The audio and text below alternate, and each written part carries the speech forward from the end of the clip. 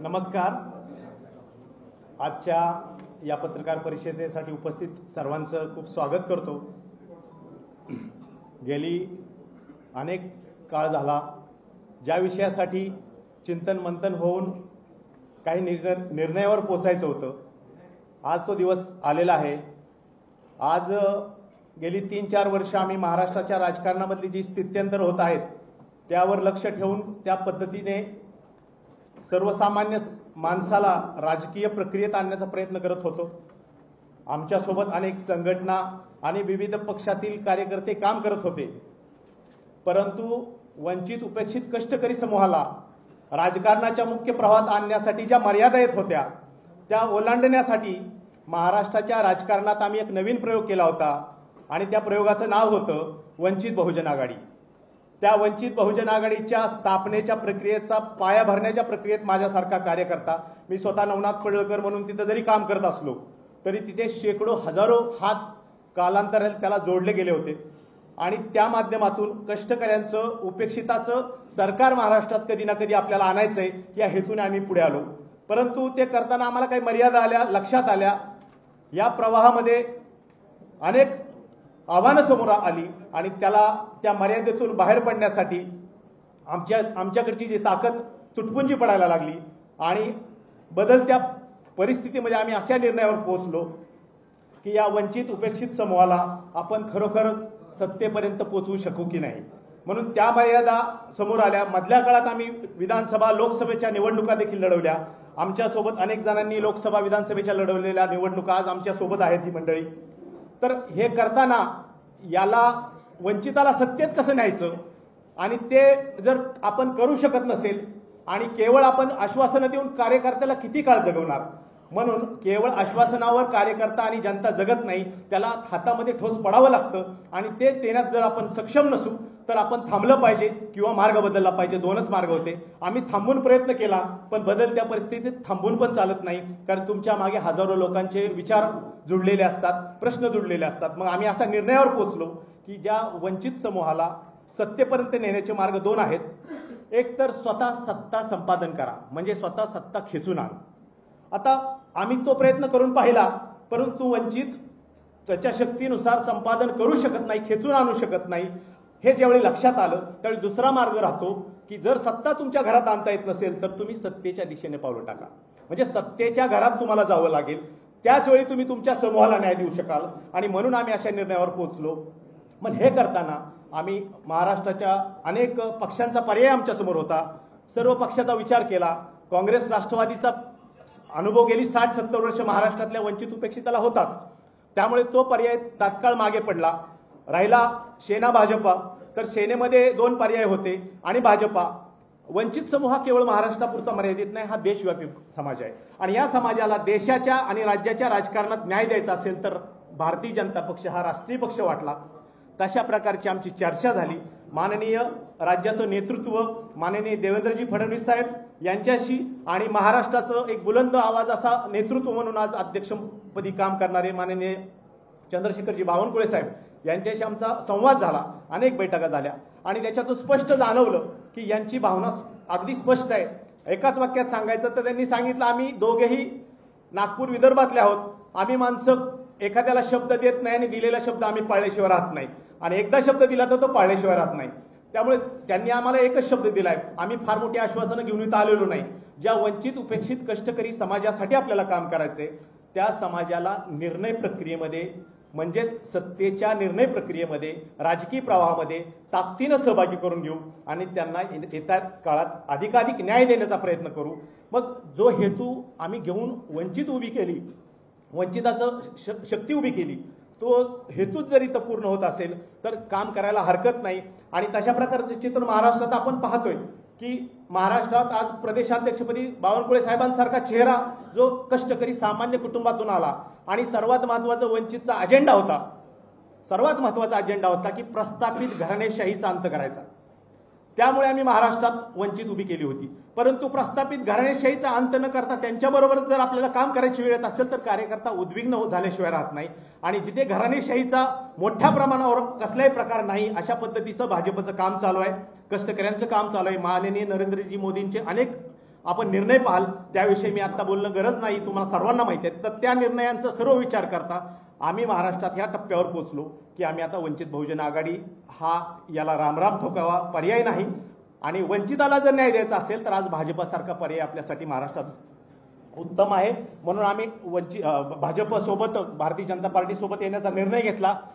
आज माझ्यासोबत इथे उपस्थित आहेत मी स्वतः नवनाथ पडळकर, मी वंचित बहुजन आघाडीचा संस्थापक सदस्य, त्याचबरोबर प्रदेश महासचिव म्हणून मी काम केलं, त्याचबरोबर बारामती लोकसभेचा उमेदवार म्हणून मी तिथे होतो, 3ऱ्या क्रमांकावर तिथे मतदान झालं.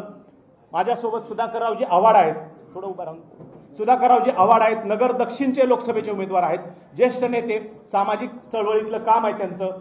त्याचबरोबर आमचे दुसरे सहकारी त्यांचं त्याच दिवशी आज ऑडिट आल्यामुळे ते येऊ शकले नाहीत, डॉक्टर शरदचंद्र वानखेडे हे लोकसभा जालन्याचे उमेदवार आहेत, ज्येष्ठ नेते आहेत, ते देखील तिथे लाखाहून अधिक मतांनी तिथे घेऊन लढलेले होते.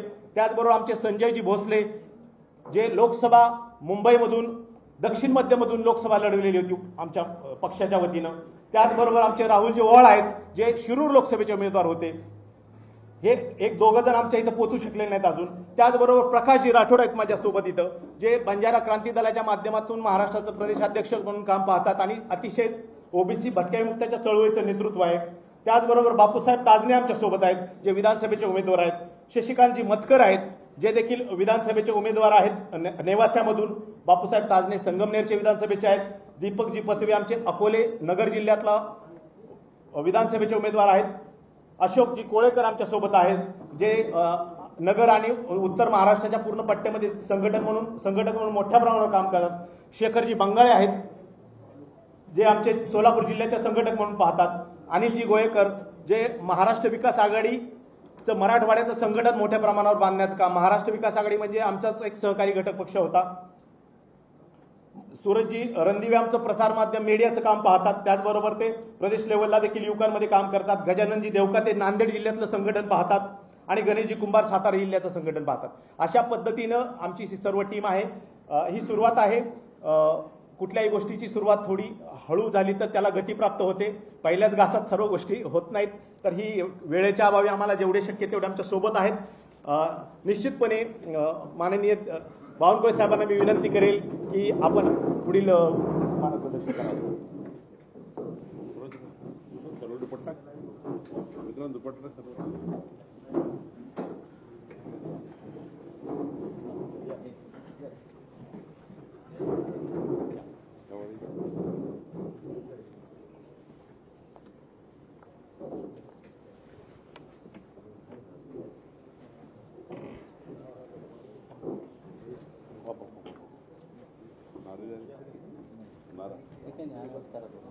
याचबरोबर आमचे एक नाव राहिलं, भोकरदन विधानसभेचे उमेदवार दीपकजी बोराडे जे रासपचे जिल्हाध्यक्ष, वंचित बहुजन आघाडीचे जिल्हाध्यक्ष म्हणून काम केलेलं आहे, ते देखील आज या आजच्या प्रवेशामध्ये सहभागी आहेत. त्यांचं देखील स्वागत करतो. त्याचबरोबर वाई खंडाळा महाबळेश्वर विधानसभेचे उमेदवार रामदासजी महानवर यांचं देखील आज पक्षप्रवेश होतो आहे, त्यांचं देखील स्वागत करतो. बाबासाहेब अल्लाट हे नेवासा आणि नगर जिल्ह्यामध्ये संघटनात्मक काम करतात. जिल्हाभर एक भटक्याविमुक्त ओबीसी आणि उपेक्षित मागासवर्गीय समूहाच्या प्रत्येक न्याय लढ्यामध्ये उपस्थित असतात, ते देखील सहभागी आहेत. ते देखील प्रवेश करतायत.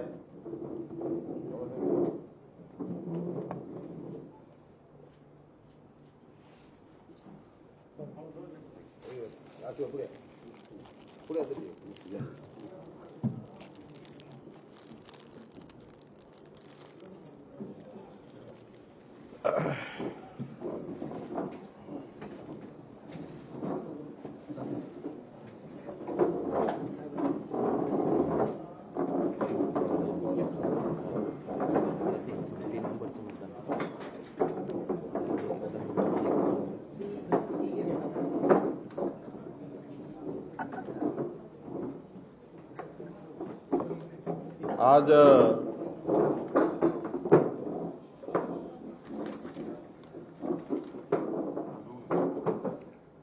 वंचित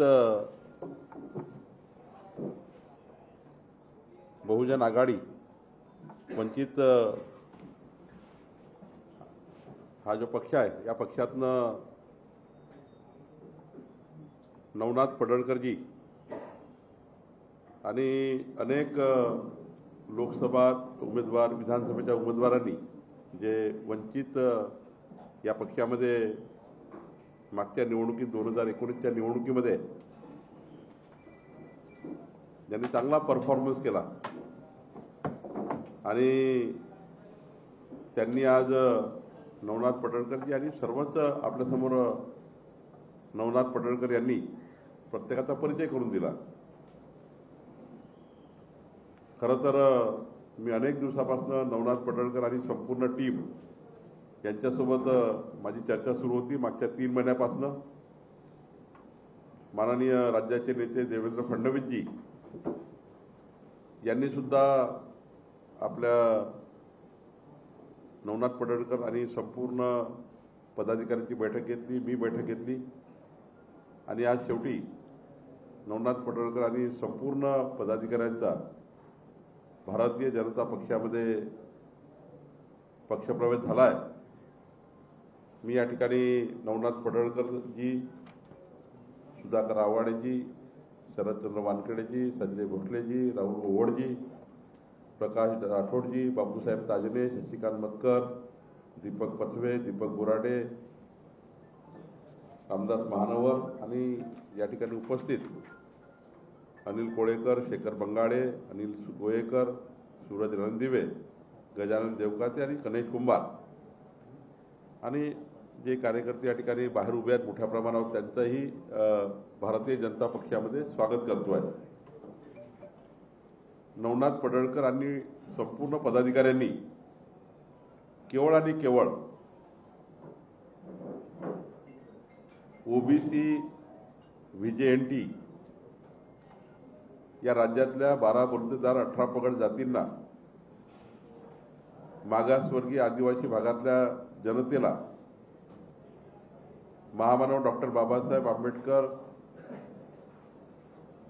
यांचा विचार आणि त्या विचारावर काम करणाऱ्या सर्व सामाजिक कार्यकर्त्यांना आज भारतीय जनता पक्षामध्ये त्यांनी आज प्रवेश केला। मी सर्वांचं अभिनंदन करतो आणि आश्वस्त करतो की नवनाथ पडळकरजी आणि संपूर्ण पदाधिकारी भारतीय जनता पक्षामध्ये त्यांचं जो सन्मान आहे, जो मान आहे आणि सोबतच त्यांच्या ज्या अपेक्षा आहेत, व्यक्तिगत अपेक्षा काही नाही, समाजाच्या शेवटच्या व्यक्तीचा विकास व्हावा हा त्यांचा मुख्य उद्देश आहे। तो निश्चितपणे माननीय एकनाथ शिंदेजी, देवेंद्र फडणवीसचं सरकार हे पूर्ण करेलच। पक्ष म्हणून त्यांच्या ज्या अपेक्षा आहेत की पक्षाने आमचे प्रश्न सोडवले पाहिजे, त्याही अपेक्षा निश्चितपणे पूर्ण होतील।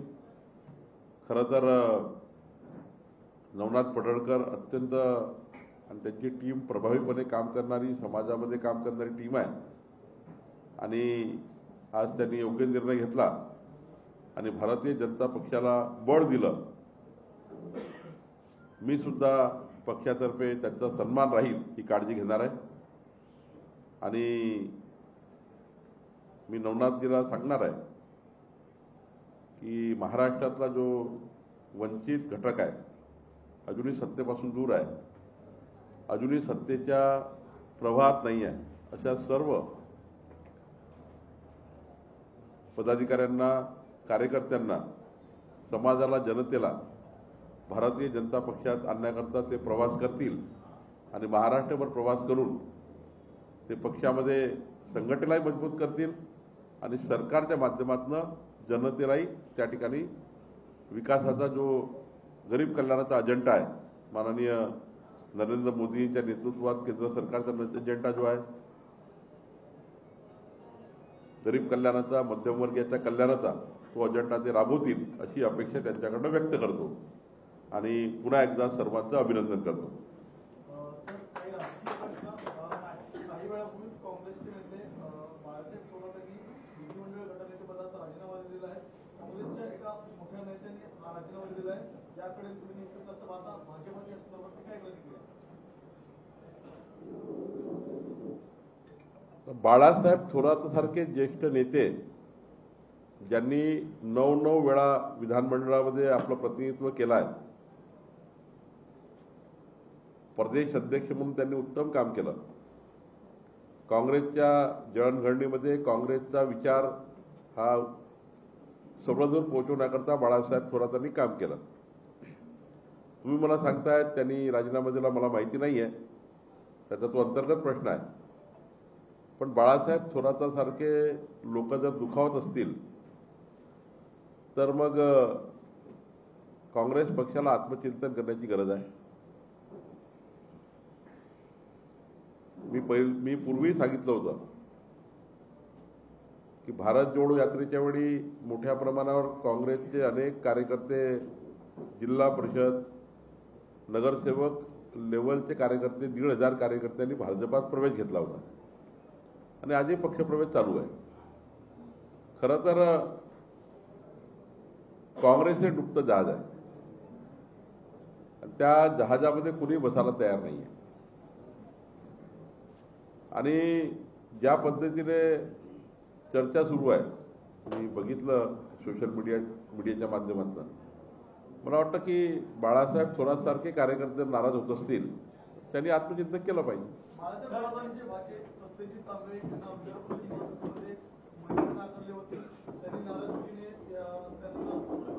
भाजपने त्यांना आंदोलन पाठिंबा दिला. पक्षाने त्यांची पक्षातून हकालपट्टी केली. काँग्रेसमध्ये अंतर्गत धुसफूस पहिल्या फळीतील सुरू आहे का? काँग्रेसमधले काही बडे नेते भाजपाच्या संपर्कात आहेत का? हेच प्रश्न. काँग्रेसमधले बडे नेते भाजपाच्या संपर्कात आहेत का? काँग्रेसमध्ये धुसफूस सुरू आहे का? आज मी एवढंच सांगेल की 2024 मध्ये मी वारंवार सांगतो की महाविकास आघाडीच्या पक्षांना उमेदवार सुद्धा कितीतरी ठिकाणी मिळणार नाही, ही स्थिती असणार आहे.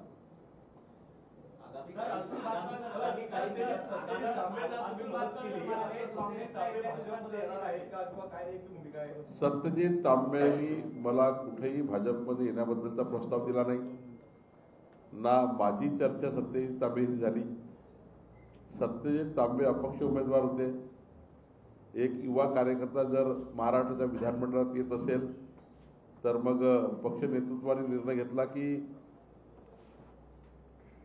स्थानिक लेवलला सत्यजित तांबेंना मदत करून विधान परिषदेमध्ये त्यांना मदत केली पाहिजे. आणि स्थानिक लेवलला आमच्या सर्व नेत्यांनी, सर्व मंत्री, आमदार, खासदार, उत्तर महाराष्ट्राच्या सर्व टीमने सत्यजित तांबेंना स्थानिक लेवलला मदत केली आहे आणि त्यामुळं त्यांना स्थानिक लेवलला मदत केली आहे.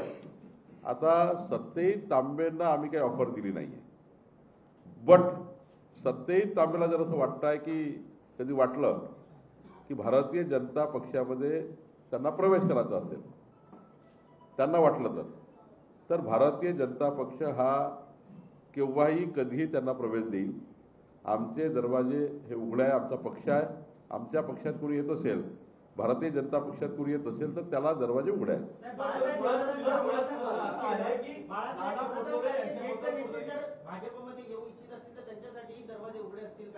आम्ही राजकीय पक्षाचे, आमचा पक्ष राजकीय पक्ष आहे.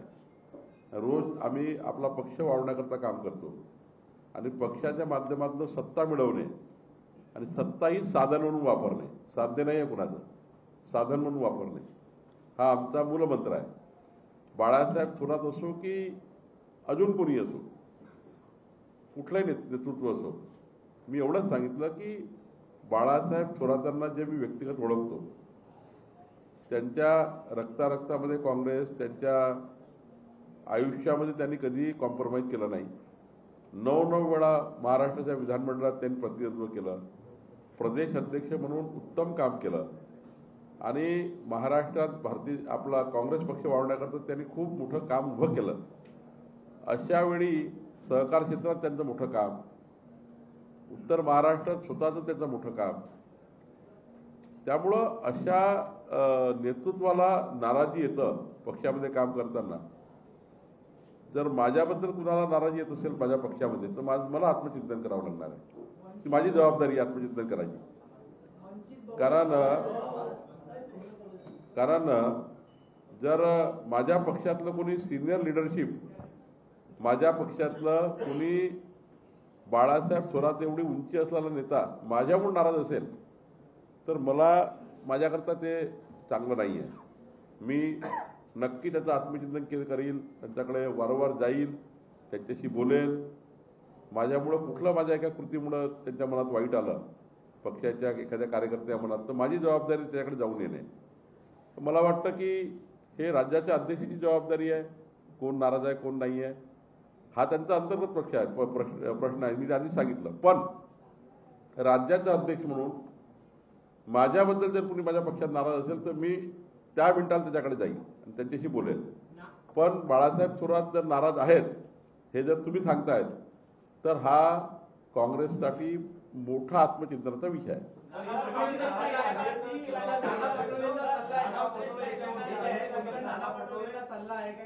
मी नाना पटोलेजींना कुठलाही सल्ला देऊ शकत नाही.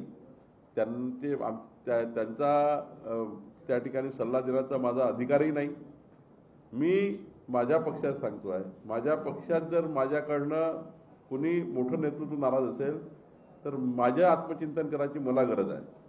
शेवटी पक्षाचा अध्यक्ष म्हणून माझी जबाबदारी आहे कुटुंब चालवण्याची. पक्षाचा अध्यक्ष हा कुटुंबाचा प्रमुख असतो. त्यांच्या विरुद्ध कोण नाराज असेल तर बूथ कार्यकर्ता जर नाराज असेल बूथवरचा तरी माझी जबाबदारी त्या घरी जाऊन येईल. त्यांच्या पक्षात त्यांनी काय करावं त्यांचा निर्णय आहे. त्यांचा पक्ष त्यांनी कसा चालवायचा. आमचा पक्ष चालवताना मात्र ही आमची जबाबदारी आहे. आमच्या पक्षात बूथचा कार्यकर्ता जर नाराज असेल तर मी त्याच्या घरी जाईल आणि त्याला समजावेल.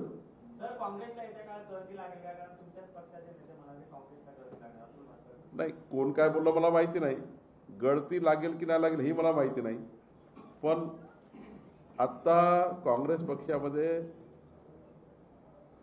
बी आणि सी जे कार्यकर्ते आहेत, छोटे कार्यकर्ते, त्यांना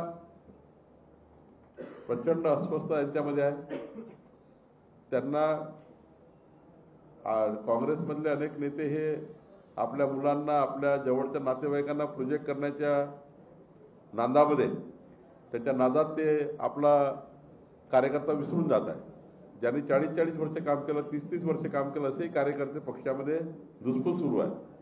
तर ज्यावेळी आमच्याकडे जो येईल आणि त्यावेळी आम्ही त्या कार्यकर्त्याला संधी देऊ आणि आमच्या पक्षामध्ये एकदा आल्यावर त्याला चांगलं स्थान देणं ही माझी जबाबदारी आहे.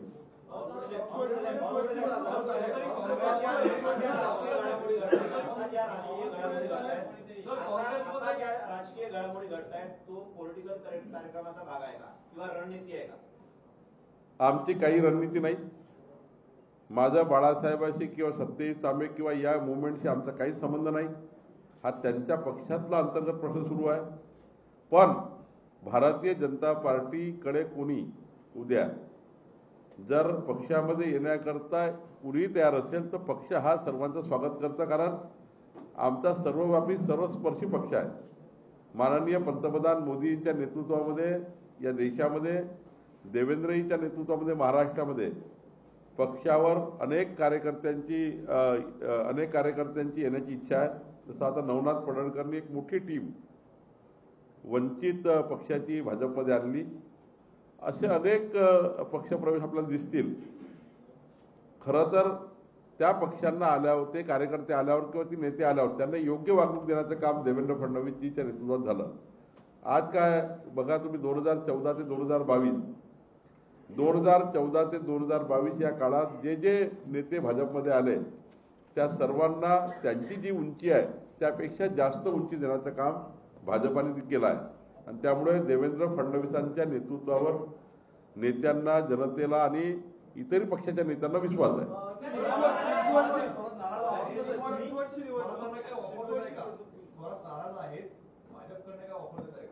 आम्ही कुठलीही ऑफर देणार नाही. आम्ही कुठलंही कारण बाळासाहेब थोरात एवढे काही लहान नेते नाही आहे की त्यांना भाजपने ऑफर दिली तर ते काही निर्णय करतील. बाळासाहेब थोरात काही एवढे त्या ठिकाणी अविचारी नाही आहे की ते लहान लहान गोष्टी जेव्हा निर्णय करतील. पण त्यांच्यामध्ये काय सुरू आहे हे मला माहिती नाही. पण त्यांना कुणालाही, मी बाळासाहेब थोरातांचं नाव घेत नाही, कुणालाही भाजपमध्ये यायचं असेल तर आमचे दरवाजे उघडे आहेत. आम्ही त्यांचा मानद करू. त्यांची जे उंची आहे त्यांची उंची त्यापेक्षा जास्तच राहील भाजपमध्ये आल्यावर, याची काळजी घेऊ.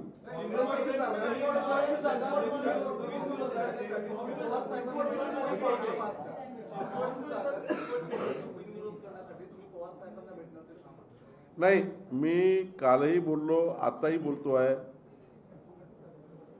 त्यांच्याकडनं असा स्मेल आला, त्यांच्याकडनं असा विचार आला, त्यांनी बोलण्यात असं बोलले पक्षातले महाविकास आघाडीकडले नेते की टिळकांना उमेदवारी का दिली नाही. टिळकांना उमेदवारी दिली तर आम्ही त्या ठिकाणी काही विचार करू. जर एकीकडे लक्ष्मण जगतापांच्या सौ अश्विनीजी यांना उमेदवारी दिली तर मग टिळकांना का दिली नाही.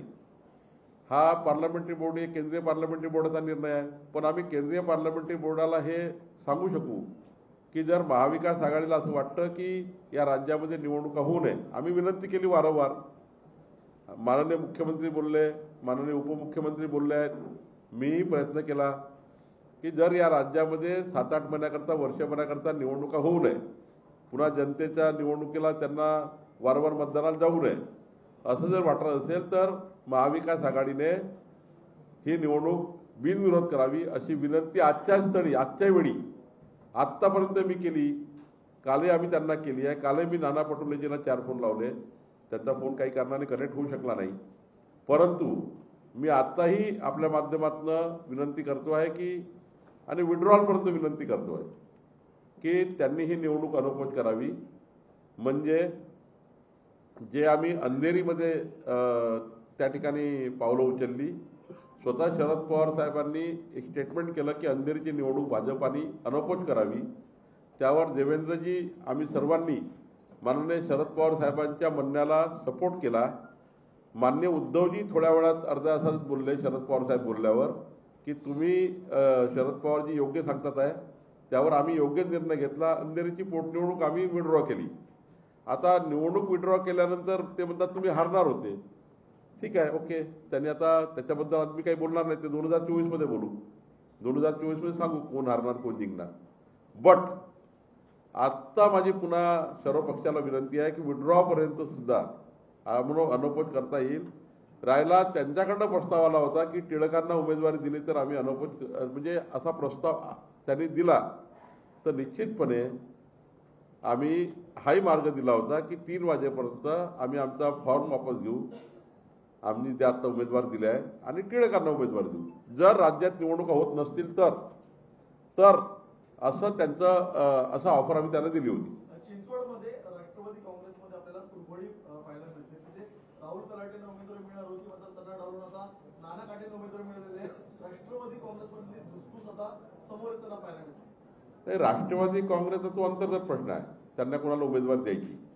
पण मला वाटतं त्या ठिकाणी कलोटेंनी उमेदवारी मागितली होती, त्यांना दिली गेली नाही. म्हणून काहीतरी आता मला माहिती नाही तिथला नेमकं काय, आता ते उमेदवारी करणार आहे की नाही करणार आहे. पण आमच्या पक्षात मात्र चिंचवडमध्ये आणि कसब्यामध्ये एकदा पक्षाचा निर्णय झाल्यावर कोणीही त्या ठिकाणी अपक्ष किंवा विरोधात फॉर्म भरला नाही. किंवा काल मी स्वतः जे कपोलकल्पित बातम्या सुरू होत्या प्रेसच्या माध्यमातून, कोणीतरी कपोलकल्पित बातम्या केल्या की टिळक नाराज आहे, मी स्वतः आणि कुणाल टिळकनी प्रेस घेतली, शैलेशजी होते, त्यांनी सांगितलं की पूर्ण वेळ रासने यांच्या प्रचाराकरता मी काम करणार आहे. त्यांनी बैठकी सुरू केल्या.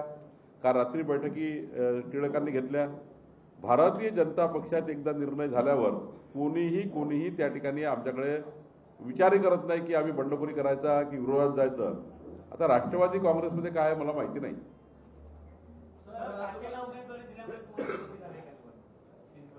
काय नाही, मला सोपी झाली कठीण आहे हे तर जनता ठरवेल.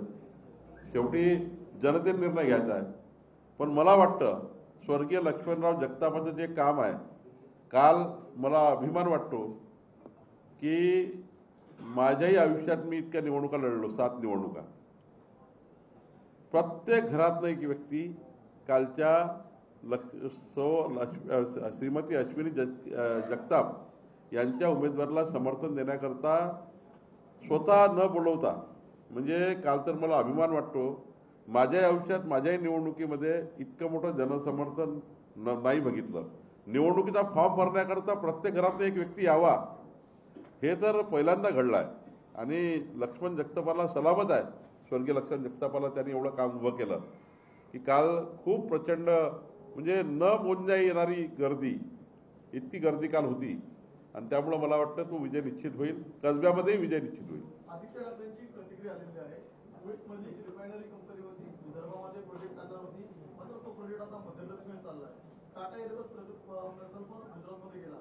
तिथली राजकीय परिस्थिती अस्थिरता आहे, म्हणून प्रकल्प बाहेर जातात असं आदित्य ठाकरे म्हणतात. हे सकाळी झोपून उठल्यावर स्क्रिप्ट तयार करतात, तेच बोलतात, त्यांना काही माहिती नाही आहे. खरं तर 2.5 वर्ष सत्तेच्या गुंगीमध्ये त्यांनी काही केलं नाही. देवेंद्रजी, एकनाथजी 18 तास काम करून त्या ठिकाणी राज्याला पुढे नेतात आहे, एक एक प्रकल्प आणतात आहे.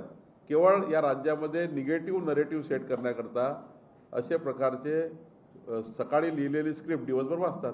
वरळीमध्ये आज मुख्यमंत्री आणि उपमुख्यमंत्र्यांची सभा आहे, कुठंतरी शक्ती प्रदर्शन म्हणायचं का? आणि आदित्य ठाकरे यांनी सुद्धा एक मोठं आव्हान दिलं होतं. शक्ती प्रदर्शन वगैरे करायची भाजपला किंवा एकनाथजीला मला वाटते गरज नाही. आज एकनाथजी आणि देवेंद्रजी दोघंही समाजाच्या शेवटच्या व्यक्तीकरता आणि महाराष्ट्र क्रमांक 1 करण्याकरता काम करतात आहे. दोघांना शक्ती प्रदर्शन करायची आज गरज नाही आहे.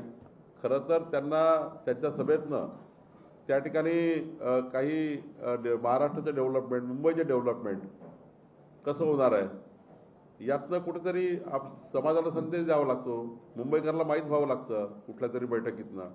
तर मला वाटतं काही अशी सभा असेल, त्यातनं काही आदित्य ठाकरे न यांना संदेश द्यायचा आहे, ते काही आता महाराष्ट्र देशाचे फार मोठे नेते आहेत, त्यांना त्या ठिकाणी काही त्यातून थ्रेट द्यायचा आहे. मला वाटतं देवेंद्रजी एकनाथजी असे कधी करणार नाही. विधानसभेच्या निवडणुकीच्या खरं तर 1.5 वर्षापेक्षा जास्त कालावधी आहे, परंतु तुम्ही 7 ते 8 महिन्यांचा उल्लेख करता, नक्की याचा अर्थ काय समजायचा? नाही, मी जे सांगतो आहे ते आता उद्या महानगरपालिका निवडणुका लागल्या, 1.5 महिने गेले, जिल्हा परिषद लागणार, नगरपालिका लागणार, 3-4 महिने आचारसंहिता जातील. फरवरीमध्ये लोकसभेच्या निवडणुकीची आचारसंहिता सुरू होईल, 3 महिने त्यात जातील. पण 3-6 महिने गेल्यावर आला किती वेळ? 7-8 महिन्याची वेळ मिळतो आमदारांना. आज कुणी जर विधानसभेत आलं तर त्यांना वेळ किती मिळणार आहे? त्यांच्या ॲक्च्युअल वर्किंगला 6 महिनेच मिळणार आहे. पूर्ण जर आता हा निवडणुकीचा काळ डोक्यावर घेतला तर, विचार केला तर मला वाटतं, म्हणून मी 7-8 महिने म्हणतो आहे की 3 महिने नगरपालिका, महानगरपालिका, जिल्हा परिषदा, मग 3 महिने लोकसभा, मग पावसाळा, मग दिवाळी, दसरा, हा सर्व काळ काढला तर 5-7 महिने 8 महिने मिळणार आहे. आदित्य ठाकरे आता म्हणतात की त्यांनी वेळ प्रसंग आली की ठाण्यातून निवडणूक लढतील, कारण का वरळीमध्ये ज्या पद्धतीने दोन्ही नेते जाऊन सभा वगैरे घेतात, ते राष्ट्रीय नेते आहेत, ते बिहारमध्ये लढतील. सर, हिंदी में जानना चाहेंगे, बाला साहेब थोराट ने आज कांग्रेस विधिमंडल से इस्तीफा भेज दिया है मल्लिकार्जुन खड़गे के पास. क्या कहना चाहेंगे सर इस पूरे प्रकरण में, और क्या भाजपा की तरफ से उन्हें अप्रोच किया जाएगा पार्टी में शामिल करने को लेकर? देखिए, मैं आपके माध्यम से ही सुन रहा हूँ कि माननीय बाला साहेब थोराट जी ने कुछ रेसिग्नेशन किया है. मुझे तो ये बात की पता नहीं है, लेकिन इतना ही कह सकता हूँ कि बाला साहेब थोराट जी ने अगर ऐसा किया होगा तो चिंता की बात इसलिए है कि बाला साहेब थोराट जी को मैं जानता हूँ पिछले 22 सालों से.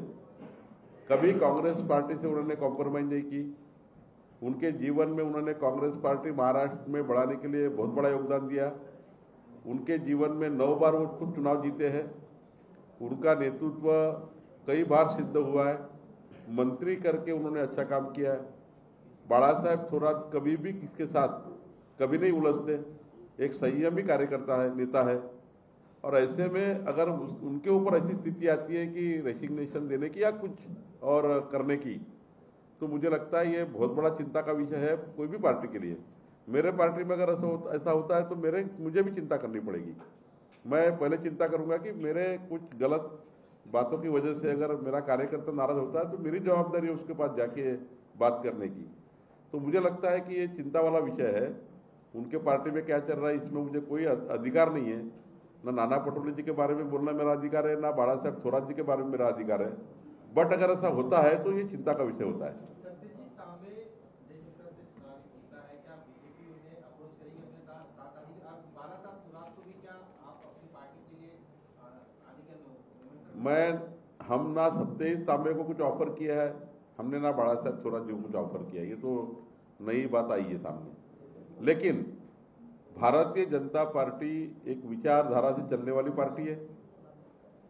इस विचारधारा को मानने वाला कोई भी व्यक्ति, अगर भारतीय जैसा आज नवनाथ पटोलेकर जी सारे उम्मीदवार जितने वंचित के थे, 8 उम्मीदवार, 2 विधानसभा के, 5 लोकसभा के, ये नवनाथ पटोलेकर जी या वंचित को छोड़ के आए, तो इस प्रकार से अगर कोई विचारधारा को छोड़ के आता है तो कोई भी नेता का, कोई भी कार्यकर्ता का भारतीय जनता पार्टी में पूरी तरह से स्वागत है।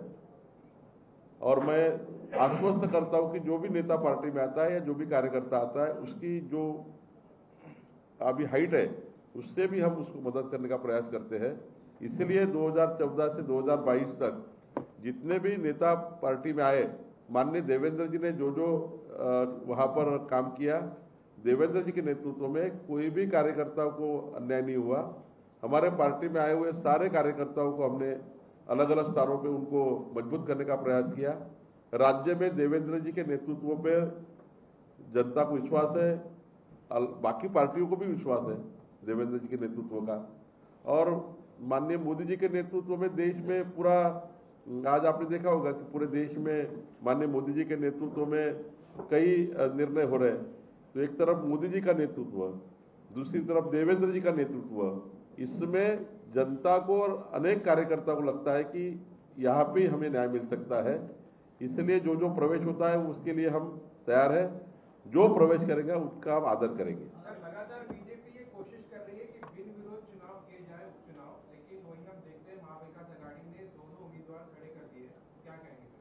देखिए, उनका वो अधिकार है चुनाव लड़ने का, लेकिन हम उनको आज भी विनती करते हैं। हमने, माननीय मुख्यमंत्री ने विनती की है, माननीय देवेंद्र जी ने भी विनती की है, मैंने भी विनती की है कि वो चुनाव ना लड़े। 7-8 महीने के लिए, 1 साल के लिए कोई भी चुनाव ठीक नहीं है। और इसके पहले ऐसा हुआ है, अभी अभी नया उदाहरण है कि अंधेरी में जब चुनाव हुआ था तब माननीय शरद पवार जी ने एक मीडिया के माध्यम से स्टेटमेंट दिया कि भारतीय जनता पार्टी ने इसका विचार करना चाहिए कि अंधेरी में चुनाव ना हो। तुरंत माननीय देवेंद्र जी, एकनाथ जी और हमने सारे ने बैठ के शरद पवार जी के शब्द का, जो उनका कहना था कि चुनाव नहीं होना चाहिए, तुरंत उद्धव ठाकरे जी का भी बयान है कि चुनाव नहीं होना चाहिए। हमने उनका स्टेटमेंट टेक ओवर किया और टेक ओवर करके हमने अंधेरी की जगह छोड़ दी। तो बाद में वो कहते हैं कि हम हारने वाले थे वगैरह। तो 2024 में बताएंगे हारने वाले जीतने वाले थे, लेकिन उस समय का ये प्रॉब्लम था कि एक कोई दिवंगत एमएलए, उसकी पत्नी लड़ रही है, छोड़ देना चाहिए चुनाव। ये भी यही भावना हमने कही है चिंचवड़ के बारे में और कस्बा के बारे में। वो मानेंगे या नहीं मानेंगे उनकी बात है। कस्बा में कहीं नाराजगी लग रही है तिलक परिवार की, क्योंकि उन्हें उम्मीदवारी बिल्कुल जानबूझ के फैलाया गया ये था। कल मैंने खुद तिलक परिवार के घर जाकर आया। उनके मन में ना कभी नाराजगी थी, वो परिवार पूरा समर्पित परिवार है। उल्टा उनको बुरा लग रहा था कि इस प्रकार से मीडिया में हमारे बारे में बातें हो रही है। वो परिवार दुखी था कल कि मीडिया के माध्यम से उनके परिवार को नाराज है करके पूरे महाराष्ट्र में उनका नाम अच्छा नहीं हो रहा था। तो उन्होंने मेरे सामने प्रेस ली और कहा, रासने जी जो हमारे उम्मीदवार है उसके चुनाव के लिए जितना खुद के चुनाव के लिए मैं नहीं लड़ता था, उससे ज्यादा काम मैं रासने का करूंगा मीडिया के माध्यम से। और कल पार्टी की मीटिंग लेकर उन्होंने संदेश दिया है। सवाल ये आदित्य ठाकरे लगातार चुनौती दे रहे हैं कि ब्राह्मण जो समाज है वो नाराज है, ऐसा भी कहा जा रहा है, और जिसलिए आनंद दवे जो है वो भी अभी चुनाव के मैदान में खड़े होने जा रहे हैं। देखिए, चुनाव में किसको लड़ना है उसको मैं रोक नहीं सकता, ना आप रोक सकते हैं, उसका स्वतंत्र अधिकार है। लेकिन मैं बहुत जवाबदारी से कहता हूँ, कोई भी ऊना में ब्राह्मण समाज नाराज नहीं है। वहां पे जो बैनर लगाए गए, वो किसने बैनर लगाए वो मुझे मालूम है। हमें आज उसका खुलासा नहीं करना है, वक्त आए पे करेंगे। कोई भी ब्राह्मण समाज में ऐसी बात नहीं है। वहाँ पर माननीय बापट साहब नेतृत्व कर रहे हैं। एक एक्सीडेंट होकर एक घटना हुई है कि हमारी मुक्ताताई चली गई हमारे बीच में से, नहीं तो वही हमारी लीडर थी, वही हमारी लीडर थी हमारी पार्टी की, लेकिन घटना हो गई। इसका मतलब ऐसा नहीं कि कोई समाज पर अन्याय हुआ। मेरी 2 साल पहले मुझे कहा था कि चुनाव मत लड़िए, बाद में मुझे कहा संगठन का काम करिए, संगठन का काम करने के लिए मेरा प्रयास हुआ। आज मैं पार्टी का अध्यक्ष बनाया गया, कल मुझे विधान परिषद चुनाव की टिकट दी। ये देखिए कि ये कोई हमारे पार्टी में ऐसा होता नहीं है। हमारे पार्टी में क्लियर है कि जिसका नेतृत्व जहाँ जहाँ पे काम करने की आवश्यकता है या जहाँ नेतृत्व चाहिए वह पार्टी नेतृत्व देती है। और टिळक परिवार को भी एक बहुत ऊंचाई है पार्टी में, और वहाँ के सारे ब्राह्मण परिवार जो है वो भारतीय जनता पार्टी के साथ पहले से है, आज से नहीं, मेरा जन्म भी नहीं हुआ होगा तब से पार्टी में सक्रिय काम कर रहे हैं। तो ऐसे समाज के बारे में, ब्राह्मण समाज के बारे में और ब्राह्मण नेतृत्व के बारे में जिस प्रकार से वह बोर्ड लगाए गए वो गलत है। मैं ऐसा नहीं करना चाहिए समाज के बारे में और किसी नेतृत्व के बारे में। कल टिळक परिवार दुखी था इस विषय को लेकर, लेकिन कल उन्होंने घोषणा की रास्ते को चुन के लाने के लिए हम जितना खुद के लिए, मुक्ताताई के लिए जितना काम हुआ था उससे ज्यादा काम करेंगे। सर एक सवाल है, आदित्य ठाकरे लगातार सीएम साहब को चुनौती देते हैं, कभी वर्ली से चुनाव लड़ने का तो कभी थाने से लड़ने की बात करते हैं, किस तरह से? मैं कहता हूँ ना, वो राष्ट्रीय नेता बन गए हैं, वो उत्तर प्रदेश भी चुनाव लड़ सकते हैं गोरखपुर जाकर, वो बिहार में भी चुनाव लड़ सकते हैं, वो पूरा महाराष्ट्र में अभी कल कश्मीर में भी चुनाव लड़ने की बात करते हो। वो राष्ट्रीय नेता बन गए और हमको वो बोलते हैं हमारा डर लगता है। अब क्या बोलेंगे उनके बारे में कि इतने जल्दी नेशनल लीडर बन गए कि यहाँ क्या चैलेंज करते हैं, वहाँ चैलेंज करते हैं। ठीक है भाई, देखेंगे 2024 में क्या होता है। तो सर क्या ये कहा जा सकता है कि वर्ली में आने वाले चुनाव में आपकी पार्टी की तरफ से उन्हें चुनौती दी जाएगी, बीजेपी की तरफ से चुनौती दी जाएगी आदित्य ठाकरे को? चुनौती क्या होगी नहीं मालूम, लेकिन हम 51% की लड़ाई, 51% की लड़ाई हर जगह लड़ेंगे। हम आज तैयारी कर रहे हैं, हम ये जनता का निर्णय, मैं आखिरी क्या कह रहा हूँ, जनता निर्णय करेगी, बट हमारा प्रयास रहेगा कि हमारी पार्टी 100% चुनाव जीते, ये हमारा प्रयास है। वो क्या चैलेंज करते हैं, वो चैलेंज से जीते हैं। मैं उनके बारे में ज्यादा नहीं कह सकता, लेकिन अभी वो राष्ट्रीय नेता है, इतना ही बोलूंगा। सर वर्ली में ये कह सकते हैं कि आदित्य ठाकरे की कुर्सी अब खतरे में है आने वाले विधानसभा? मैं कुछ मेरा वहाँ की जनता तय करेगी, मेरा अधिकार नहीं है तय करने का। जनता किसको वोट देगी, किसको चुनाव जिताएगी, लेकिन जो वो कर रहे हैं, जिस प्रकार से उनका सवेरे 9 बजे जो चालू हो जाता है, सवेरे 9 बजे वो भूंगा चालू हो जाता है, वो रात भर चलता है, फिर सवेरे 9 बजे फिर चालू हो जाता है, फिर उनको हमको रिप्लाई देना पड़ता है। मैंने बार बार कहा ये बंद करिए, मेरी विनती उनको आपके माध्यम से ये बंद करिए, उल्टा ही बताइए। माननीय देवेंद्र जी, एकनाथ जी, महाराष्ट्र सरकार ने आज विदर्भ के लिए, मराठवाड़ा के लिए, मुंबई के लिए करना चाहिए। माननीय प्रधानमंत्री जी आते हैं, उनके बारे में वो अलग अलग टिप्पणियां करती है। प्रधानमंत्री जब आते हैं तो अपॉर्चुनिटी होती है महाराष्ट्र के विकास की, बात करनी चाहिए अपोजिशन ने।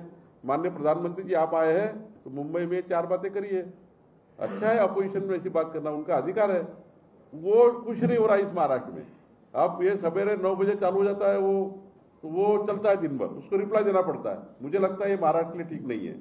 तो चैलेंज वैलेंज अभी नहीं करना चाहिए किसी को, वो चुनाव के समय देखेंगे जनता क्या करती है। सर विपक्ष का कहना है कि आप उपचुनाव निर्विरोध कराना चाहते हैं क्योंकि आपको डर है कि पुणे और छिंदवाड़ा में जिस तरीके से महाविकास आघाड़ी का माहौल बना हुआ है एमएलसी इलेक्शन को लेकर, उसको देखकर आपके अंदर डर है, इस वजह से आप निर्विरोध कराना चाहते हैं, क्या कहेंगे? भाई चुनाव का रिजल्ट तो आएगा ना, उस समय बताएंगे। आज उनकी शक्ति वो लगा रहे, हमारी शक्ति हम लगा रहे। सर जैसे कि हमने देखा है कि 8 महीने पहले शिवसेना में जिस तरह 2 गुट बने थे, अभी कांग्रेस में भी वही दिखाई दे रहा है। कांग्रेस के नेता हेमलता पाटिल इन्होंने भी ट्वीट करके यही इंफॉर्मेशन दी है कि हम बाला साहब के कांग्रेस के साथ जाएंगे या नाना पटोले के कांग्रेस के साथ। तो ये 2 गुट दिखाई दे रहे हैं फिलहाल, तो क्या आपको लगता है कि विरोध कमजोर होता नजर आ रहा है? नहीं, मैं उनके पार्टी के बीच में नहीं कहूंगा, लेकिन कांग्रेस पार्टी देश में और महाराष्ट्र में उनके अंदर बहुत छोटे कार्यकर्ताओं में भी बहुत अनरेस्ट है और ये अनरेस्ट को लेकर कल कुछ भी हो सकता है राजनीति में। उनकी पार्टी, उनका काम है बचाना। वो कहते हैं बार बार कि बीजेपी हमारे घर फोड़ रही है, तो उनके घर हम नहीं फोड़ रहे। उनके घर कंक्रीट के अच्छे रखेंगे तो हम क्यों फोड़ेंगे? मट्टी के घर है, टूट रहे। तो इसलिए छोटे छोटे कार्यकर्ता प्रवेश, कल भी 100 कांग्रेस के कार्यकर्ता ने प्रवेश लिया। तो उनका घर वो अगर पक्का रखते हैं तो हमें क्या जरूरत है कुछ करने की? सर, ज्या पद्धतीचे बॅनर पुण्यामध्ये दिसत आहेत की नाकारली यांना मीरापुत्र यानंतर आता टिळक यांना नाकारली, त्यामुळे समाज नाराज आहे। असे बॅनर कोण लावतील? असे बॅनर कोणी लावले असतील? 100% ज्यांना याच्यामधून काही असंतोष तयार करायचा आहे, आमच्या विरोधकांना लावलेले बॅनर आहे, आमच्या लोकांना लावलेले बॅनर नाही आहे।